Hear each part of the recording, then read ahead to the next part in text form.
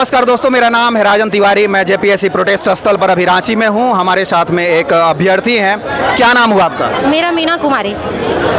आप जेपीएससी में 14वीं में शामिल हुई थी। मैं जेएसएससी में शामिल हुई थी। जेपीएससी मेरा सेक्टर नहीं है। मैं जेपीएससी से अलावा जेएसएससी, जेट, नेट, मैं नेट क्वालिफाई हूँ, मैं सीटेट क्वालिफाई हूँ, मैं बिहार टेट क्वालिफाई, लेकिन मैं झारखंड का एग्जाम ही नहीं क्वालिफाई कर पा रही हूँ। क्यों ऐसा क्यों है? वो तो सबको प्रत्यक्ष रूप से दिख रहा है। यहाँ 135 क्वेश्चन सबके हाथों में आ जाता है, तो 120 क्वेश्चन हमको रंगने में 15 सेकंड नहीं 15 मिनट। जेएसएससी की आप बात कर रहे हैं? जेएसएससी की बिल्कुल बात करें, मैं उसी की छात्रा हूँ। उसके लिए मैंने 2 साल पूरा का पूरा बर्बाद किया है। बस हमारे हाथ में ये पेन है, इसके अलावा ना ही पैसा है, ना खेती है, ना ही बारी है। उसके अलावा मेरे पास कुछ नहीं। जेएसएससी में क्या हुआ था? उसके पीछे कौन व्यक्ति शामिल था? उसके पीछे कौन व्यक्ति शामिल है उससे मुझे कोई मतलब नहीं है। उसमें हम छात्र शामिल है, हमारा जीवन बर्बाद हुआ है उसमें। 2 साल आप रिटर्न कर सकते हैं क्या?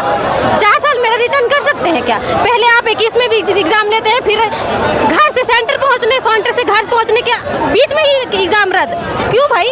क्या गलती है हमारे झारखंड के? बस हम मेरी यही गलती है कि हम झारखंड में पैदा हो गए हैं, बस यही गलती है। मस्ताना सर मेरे टीचर हैं, हम उनको गुरु मानते हैं। जेएसएससी में जिस शिक्षक को जेल भेजा गया है, जांच में जो है वो शामिल। मेरे से पूछिए ना, सर को जेल क्यों भेजा गया? क्योंकि वो सच बोल रहे थे। वो आज खुलासा हुआ है ना, आपके पास बकायदा पेपर होगा, डायरी होगी केस की, निकलवाइए आप ऑनलाइन, निकलवाइए उसको और दिखाइए सबको कि सर झूठ नहीं बोल रहे थे। उनको बिना मतलब का जेल ले गया, कोई साथ नहीं दिया उनका, क्योंकि उनको सबको लग रहा था कि कहीं झूठ तो नहीं बोल रहे।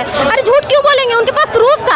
अभी आ रहा है ना सामने, आपको 135 क्वेश्चन दे दिया जाएगा, उसमें से 120 क्वेश्चन मेरे पेपर 3 में आता है।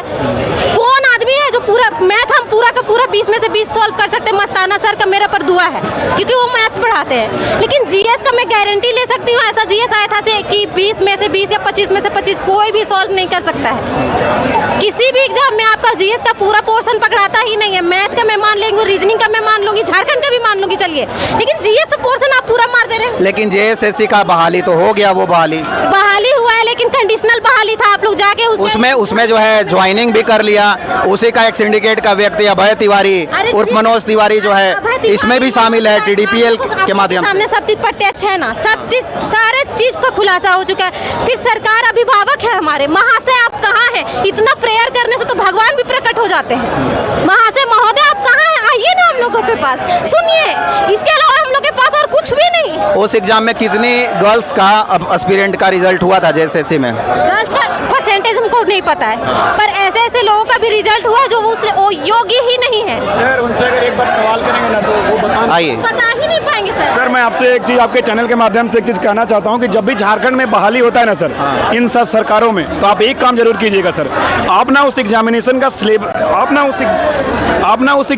का सिलेबस को 2-4 दिन पहले रीड कर लीजिएगा, और जब नियुक्ति पत्र सीएम बांटते हैं उनके सिलेबस से रिलेटेड क्वेश्चन कीजिएगा एक बार, आपको पता चल जाएगा धांधली कितना है सर। मतलब इनका कहना है कि जो एस्पिरेंट एग्जाम देते हैं या टॉपर का, जैसे बिहार में एक रूबी कुमारी जो है टॉप कर गई थी, बाद में बिहार सरकार ने ये नियम निकाला कि जो टॉपर होंगे, टॉपर का पहले जो है इंटरव्यू होगा, एक पैनल करेगी, तब वो मीडिया के सामने जाएंगे, क्योंकि वो गलत तरीके से टॉपर हुई थी। तो आप कह रहे हैं कि जो टॉपर जो बने हैं उनका एक बार इंटरव्यू हो जाए। सेकेंड टॉपर का आप हाल ही में सीआरडी अरेस्ट करिए, इससे बड़ा एविडेंस और क्या होगा सर? जेएसएससी का जो सेकेंड टॉपर था अभय तिवारी उर्फ मनोज तिवारी, वो टीडीपीएल का मार्केटिंग ऑफिसर था।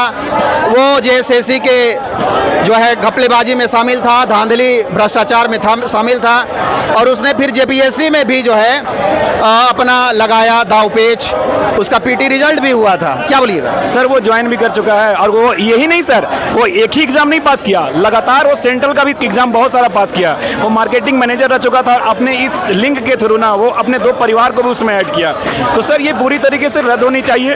और अगर मैं सर एक चीज और बताना हूँ, आप सवाल हमसे क्रॉस करेंगे कि जिन छात्रों का सिलेक्शन हुआ, आपने अभी कर रहा था, तो उनके साथ तो न्याय नहीं हो पाएगा जो जेन्युइन तरीके से छात्र नहीं। सुप्रीम कोर्ट जो है वो कहती है कि जिनका किसी भी परिस्थिति में यदि उनका हो गया है रिजल्ट फाइनल, सुप्रीम कोर्ट बोलती है, मैं नहीं बोल रहा हूं, तो उनको वापस नहीं किया जा सकता है उनका रिक्रूटमेंट। फिर उसमें क्या करेंगे? क्या रास्ता है सरकार के पास? सर सुप्रीम कोर्ट तो राजस्थान में भी बहाल करवा के जो थे उनको हटाइए सर सुप्रीम कोर्ट में। और और बंगाल में भी टीचरों को हटाई है। तो सर सुप्रीम कोर्ट पर तो यहाँ पे शिक्षक बहाली में ऐसा ही हुआ था, उसमें सुप्रीम कोर्ट ने तो यही बोला। सर बिल्कुल सर, सुप्रीम कोर्ट का जो एक बार सुप्रीम कोर्ट हमारा रिव्यू पिटीशन करे सर, एक बार हमारी चीज़ों को अच्छे तरीके से वो समझे, तब शायद सुप्रीम कोर्ट को समझ में आए अच्छे तरीके से। हो सकता है कि इन व्यवस्थाओं में कुछ कमियां रही होगी, इस वजह आप लोग चाहते हैं कि जो जेएसएससी का पिछला बहाली हुआ उसको पूरा निरस्त किया जाए? बिल्कुल सर, काफ़ी छात्र जो हैं वो चाहते हैं कि निरस्त किया जाए। मैं भी उन छात्रों के इससे बात करेंगे तो मैं भी बोलूँगा निरस्त खत्म किया जाए। लेकिन सर एक मेरा पर्सनल व्यक्तिगत अपना ये है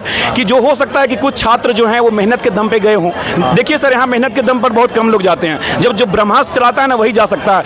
100 में से 90 बहाली में ना सारे लोग पैसे के दम पर ही जाते हैं। तो सर 10 छात्रों के साथ अगर आप न्याय करना चाहते हैं तो इन व्यवस्थाओं को सीबीआई को दें और पूरे तरीके से ट्रांसपेरेंसी हो इस एग्जामिनेशन में। जो इसमें संलिप्त हैं उन्हें लाइन से साइड करें और खत्म करें, और जो छात्र जेन्युइन है उन्हें रहने दिया जाए। ये मेरा व्यक्तिगत है, मैं छात्रों की तरफ से नहीं बात कर रहा, लेकिन छात्रों की तरफ से सर। और एक चीज और बताना चाहता हूं सर, दादा आप हम छात्रों के नेता हैं, आपके दिसुम गुरु जो हैं दादा, वो हम झारखंड आंदोलनकारी के बहुत बड़े नेता रहे हैं, और आज जो झारखंड का नाम पड़ा आपके पिताजी की वजह से ही पड़ा।